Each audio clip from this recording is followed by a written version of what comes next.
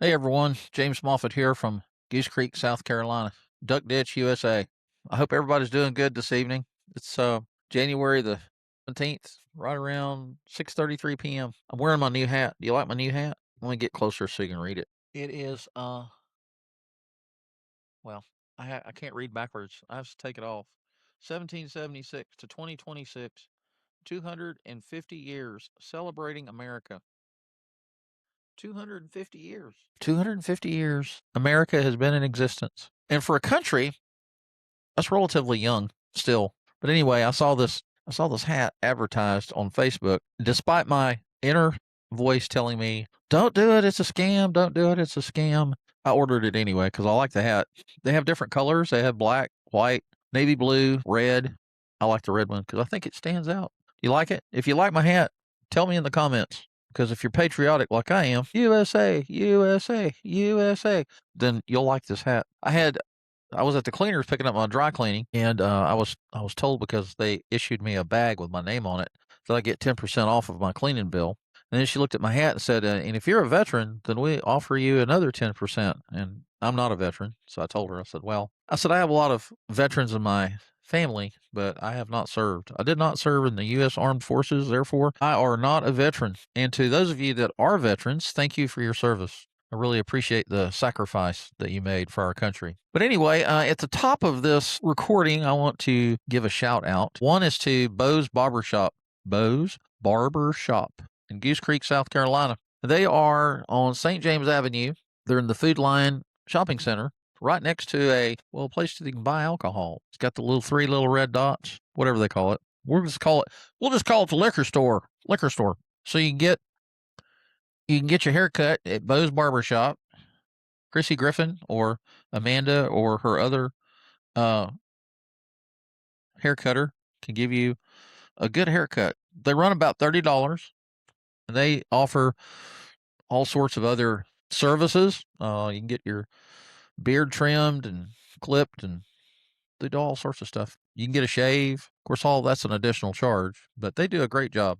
And I met Chrissy and several other folks over at Don's Barbershop, which is in North Charleston. I went there for like, I don't know, 15, 20 years. And I met them there. And then Chrissy decided to open her own place in Goose Creek. And so we migrated over there to Bo's Barbershop. We've been going ever since. Don's Barbershop is still in existence, as far as I know. He's still cutting hair along with his other barbers, and they do a good job too. But we're fans of Bo's Barbershop, and I'm just going to tell you that if you want a good haircut and you want to enjoy some good down to earth sarcasm, go visit Chrissy Griffin and her crew of haircutters, and they'll do you right. All right, so that's local. That's Bo's Barbershop. Giving you a good shout out. I'm not getting paid to do this, by the way.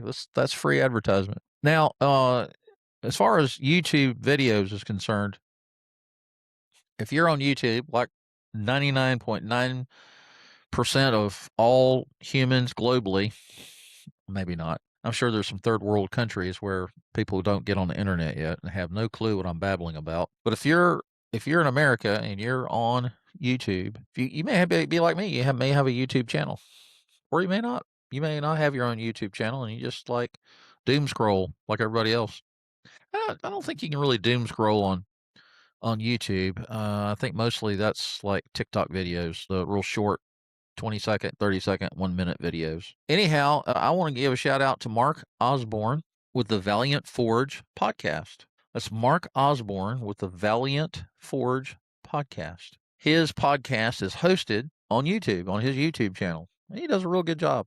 He actually hosted me. I was a guest on his YouTube channel, on his podcast, Valiant Forge podcast, that is hosted on his YouTube channel. And I spoke about different topics. So it's a Christian faith-based podcast where Mark Osborne shares things about his faith in Christ and family and relationships and church. I think he's a men's ministry director at his church.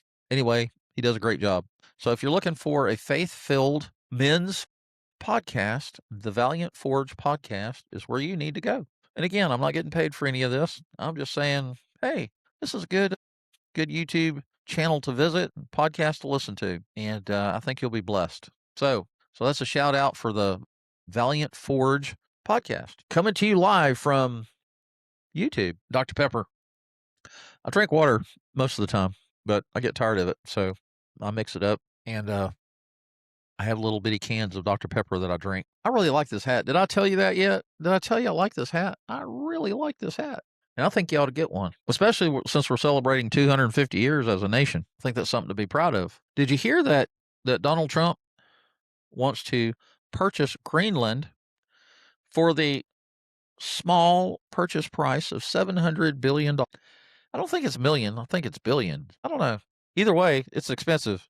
And it is being said that it's a national security concern, and that the Soviet Union and China have naval vessels that are seen or encamped about Greenland. And it would be a strategic purchase for us to purchase that and have it and call it our own. Make it part of mainland America, mainland United States of America. So what do you think?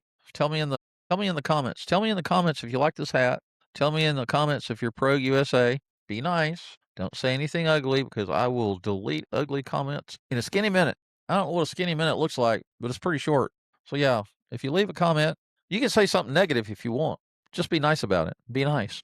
Be nice to one another. Be nice to me, please. Anyway, I mean, how much is 700 million or $700 billion?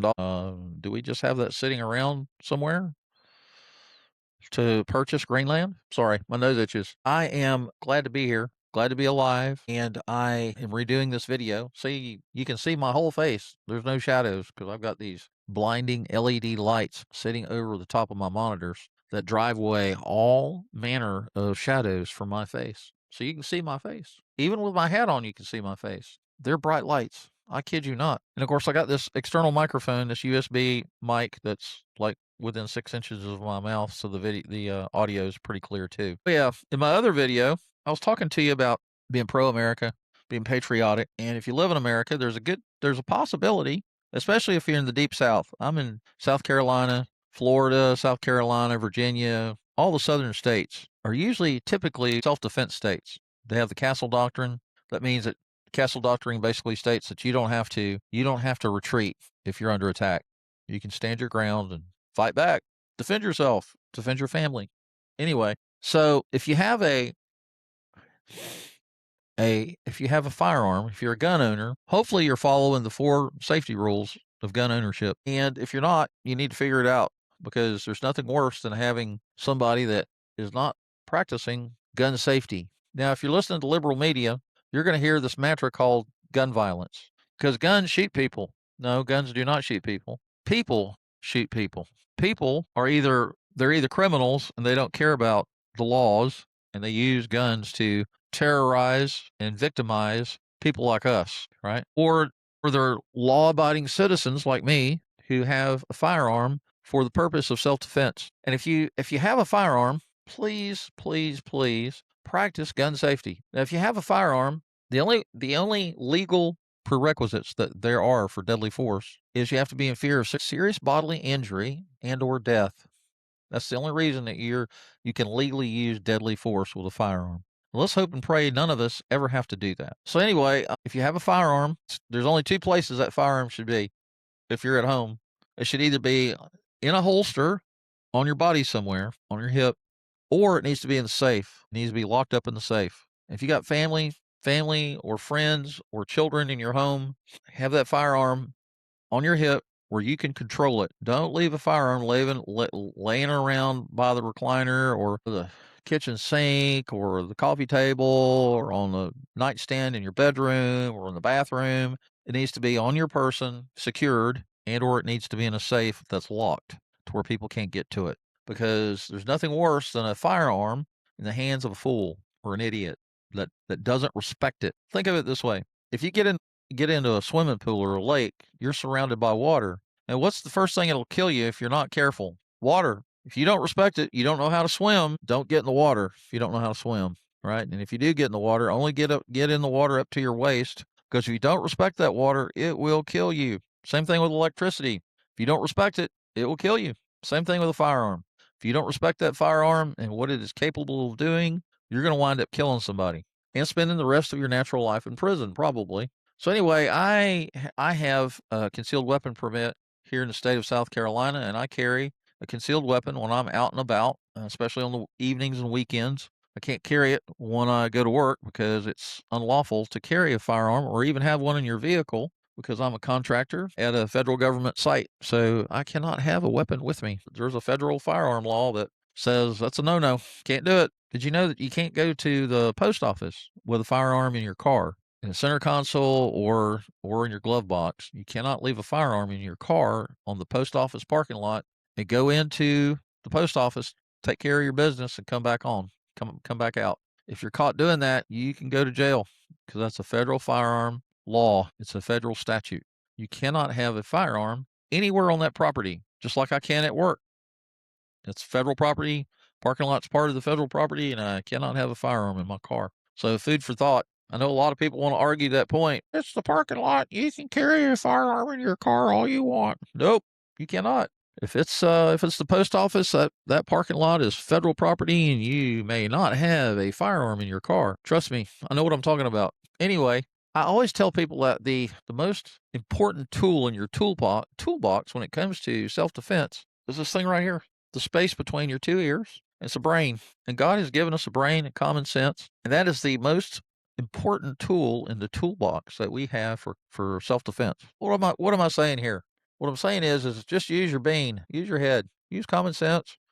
Don't go out after midnight. Don't go to certain parts of town that you know you shouldn't be in, where all the criminals are. You know how much, I'm 64 years old, and my parents used to tell me when I was a teenager, nothing good happens after midnight. And there's a lot of truth to that. Nothing good happens after midnight. So if you're a young person or a teenager, well, hopefully your parents are paying attention to you if you're a teenager and you've got a curfew and you're probably supposed to be home pretty close to after dark. One of the things I do is I have two things. The first thing I have is I have self defense insurance. I have coverage through CCW Safe. I used to have it through U.S. Concealed Carry Association. It was $30 a month or $1 a day. And considering what it does for you, the protections it provides for $1 a day, that's not bad. That's a good thing to have.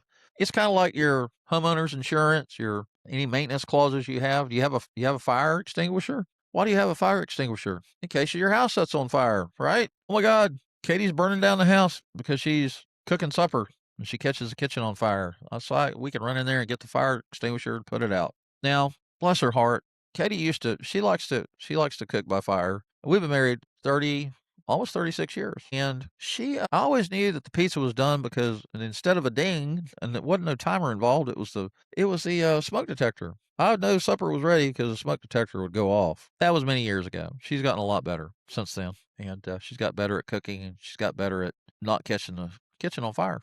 Thank God! Yay! Well, the other thing I have is, like I said, is CCW Safe. And what does that do? What is self insurance? What does self defense insurance provide for you? It provides you with legal counsel that will bail you out of jail, and will provide you with legal counsel in case you wind up going to court. A lot of people, they'll go out and buy a firearm. They will go out and they will learn how to use it. They'll get their concealed carry permit, all sorts of things. They'll go out and train with it. Training is important. So having a concealed carry permit is great. Training with that firearm is even better, but even mo better, as they say in the South, mo better. Mo better means that you have an attorney that practices criminal law, and he is fully versed on firearms law in your state. Whether it's South Carolina, Texas, Virginia, Massachusetts, any state in the union that you live in that is supportive of self-defense firearms and you as a citizen being able to carry for self-defense, you need an attorney. So what happens? Why is this important? Well, so let's say you're at Walmart in the parking lot and somebody attacks you. You or your wife tries to grab your wife's purse or tries to steal your car or a number of things. But you're in a situation where you are threat of serious bodily injury and or death, which in point is a prerequisite for you using deadly force. So you wind up having to use deadly force. So you wind up shooting somebody. So the first thing you're going to do is you're going to call 911 and you're going to tell them what happened. Say, I'm the victim. This is what happened. This is why I used deadly force. Please send the police. Please send an ambulance because this person's laying on the ground and needs medical assistance. The second thing that you're going to do is you're going to call your attorney that's on speed dial on your phone, on your smartphone. Call them up, tell them you're in a self defense situation, answer whatever questions they have, tell them you got the police on the way, you called 911. The police are going to arrive, and you had better have that firearm in your holster. Don't be standing there with a gun in your hand when the cops arrive, because when the police arrive, they're not your friends. And if you're standing there with a gun in your hand, they're going to think that you're the bad guy, and they're going to be pointing their weapons at you. And there have been cases where people have been shot by the police because they were being stupid. Put that firearm in your holster and don't touch it. Cops get there, raise your hands, tell them who you are. They'll take you into custody. They'll handcuff you. They'll probably put you in their patrol vehicle until they can figure out what's going on. I'm sure there's going to be people standing around you, people that had their smartphones out or videoing everything, and they'll talk to them. And when they come to talk to you, tell them, officer, I want to cooperate, but I can't talk to you until my attorney is present. That's all you got to tell them. Don't start talking to the cops, to the police. I love the police. I'm very supportive of first responders and police officers. I know what kind of job they do. It's not a job that many people want to do. It's a very thankless job. But they are out there wearing that uniform and that badge, and they are protecting us from evil. Okay. But when the cops show up, they don't know what's going on. All they know is what the dispatcher has told them. So do not be standing there with a firearm in your hand. Put it in your holster, put it in the back of your car, just get it out of your hands. Secure it so nobody else can get to it. The holster is probably the best place for you to have it. Anyway, so why is it important to have an attorney? Because that attorney is going to come to the scene or meet you at the jail, and they will help you get bonded out, and so you can spend the night at home with your family, and they can represent you in a court of law, and they can articulate to the grand jury, or to, if you wind up in court having to defend yourself, you're going to want a good attorney on your side, because guess what? The world that we live in here in America, the district attorney's office or the ADAs or the mayor, a lot of there's a lot of leadership at the local and state and federal level that are not friendly towards gun owners, and they may not be friendly towards what you've done. They may not support your ability to carry a defensive firearm, and that you used it in self-defense. So just know that. Just know that the police are not your friends. District attorneys not your friends, and you need good legal counsel that can help you keep you from losing your freedom and your home, your business, all your personal possessions, your bank account. All that is at jeopardy. That's why you need legal counsel on your side. Get legal counsel. Go check out USCCA. Check out CCW Safe. There's several. You can Google all of those. Google self defense insurance and compare all of the different options that you have and select the best one for you. And another thing I like about USCCA, and I still have it, is the USCCA Concealed Carry Magazine. You'll get one of these every 3 months. It'll wind up in your mailbox every 90 days. This one is January 2026, Volume 23, Issue 1. True Stories issue, the Lindsay and Molly Duncan story. So I'm assuming that this is a story about these two women who were involved in the story's called The Narrow Divide. And it's a self-defense story about these two women that were involved in a self-defense situation. The magazine, every 3 months, it comes with 3 or 4 pages of self-defense incidents that happen all across America. I don't care what state you live in.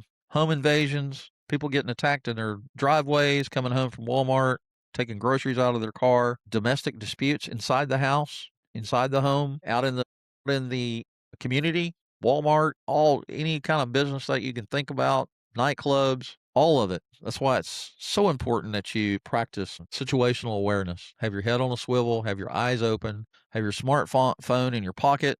Don't be stumbling around out in public with your eyes glued to your Facebook feed, not paying attention to what's going on around you, because that's exactly what predators are looking for. They're looking for easy targets, people that are not paying attention to their surroundings, and the next thing you know, you're in the soup. You're in trouble. So don't do that. All right. Well, anyway, visit the Valiant Forge with Mark Osborne and listen to his faith based podcast. He talks about the Bible, he shares devotionals from the Bible, and he shares his testimony. And he has people like me on his podcast that talk about life stories and how their faith in God has helped them to survive those life stories and or be better people. If you're looking for somebody that can encourage you and provide you with support, provide you with tools, Bible tools. I study Bible. I think he likes to use YouVersion online, which is free. I have that on my smartphone. There's a lot of different resources out there.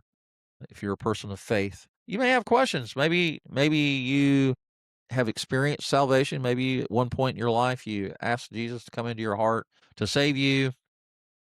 Maybe you've been traveling the road for a while and like I have, and maybe you have some doubts, or maybe you have some questions. Maybe you don't understand some things, or maybe you're afraid or confused or frustrated or going through a whole host of emotions. That's normal. That's normal. None of us have all the answers. We do have the Bible. We know what that says, and Mark reads his Bible, and he's well versed in what it says, and he can answer a lot of your questions. I can answer some of your questions. If you have any questions about the Bible or faith or whatever, leave comments in the comment section, and we'll do our best to answer your questions. They will not go unanswered. So if you watch this video, let me know that you're there. Say howdy, leave comments. It's called engagement. We do these videos because we want to reach out to you, the listening audience who is spending time on our YouTube channels, watching videos. I share photos. I do photography. I share photos on my YouTube channel. Sunset, sunrise. I do a lot of nature photography, so I'll share some of those photos. There's all kinds of stuff you can see on people's YouTube channels. But yeah, visit the Valiant Forge on YouTube.